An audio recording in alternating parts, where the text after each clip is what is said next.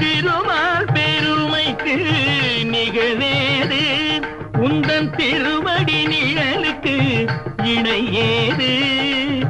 பெருமானே உந்தன் திருநாமம் 10 பெயர்களில் விளங்கும்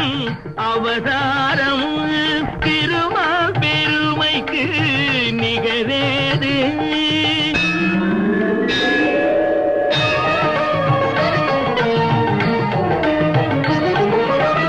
கடல் நடுவே வீழ்ந்த